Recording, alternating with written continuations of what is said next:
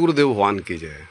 देखिए, आदमी मृत्यु के बाद तो जलता है तो उसको एहसास नहीं होता है कि हमें जला रहा है कि गाड़ रहा है कि लहरा रहा है। लेकिन सोचिए कि कितना भयानक मौत है कि आदमी ज़िंदा जल रहा है और जो ज़िंदा आदमी के ऊपर पेट्रोल जला छिड़क करके लहरता है, सोचिए कितना दर्दनाक मौत है।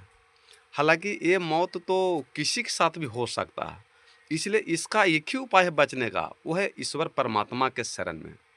अगर आदमी इंसान परमात्मा के शरण में चले जाए तो इससे कुछ मुक्ति कल्याण हो सकता है, क्योंकि मृत्यु तो एक दिन सबको आना है। जो जन्म लिया है उसको मृत्यु निश्चित है, इसको कोई रोक नहीं सकता है।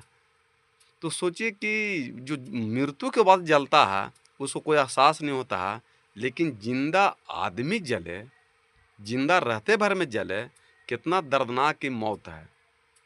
इसलिए भूल करके किसी को दुख दर्द पीड़ा मत दीजिए, किसी को ज़िंदगी को जीवन को प्लेन मत कीजिए, किसी को खून को प्लेन मत कीजिए, आंसू को प्लेन मत कीजिए, भूख को प्लेन मत कीजिए, किसी को दुख दर्द दर्द को पीड़ा देख कर उसको जीवन को प्लेन मत कीजिए।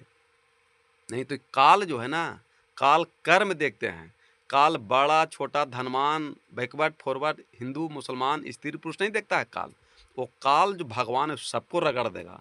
इसलिए अगर बचने का उपाय है तो एक ही उपाय है कि आप भगवान के शरण में चलिए, सत्संग के शरण में जाइए, साधु संत के शरण में जाइए और भगवान को नाम जपिए।